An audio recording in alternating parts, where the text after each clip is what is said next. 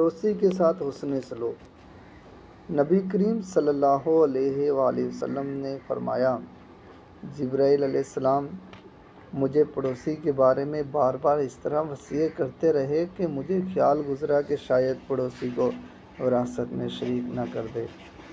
صحیح بخاری حدیث نمبر 6014۔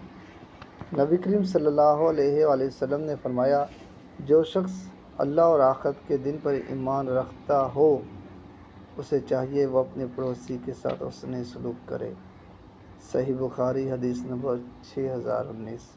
نبی کریم صلی اللہ علیہ وآلہ وسلم نے فرمایا، جو شخص اللہ اور آخرت کے دن پر ایمان رکھتا ہو اس پر لازم ہے کہ اپنے پڑوسی کو تکلیف نہ دے۔ صحیح بخاری حدیث نمبر 6136۔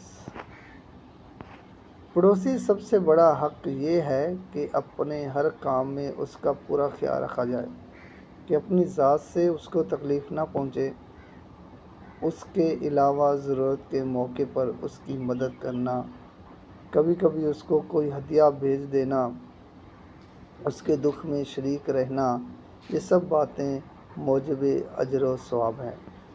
مالی امداد کرنا، اگر کوئی پڑوسی بھوکا ہے تو اسے کھانا کھلانا۔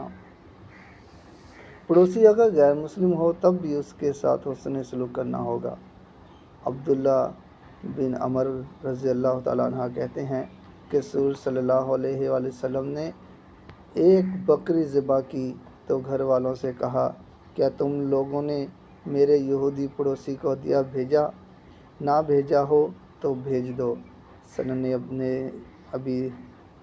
ابو داؤد حدیث نمبر 5152۔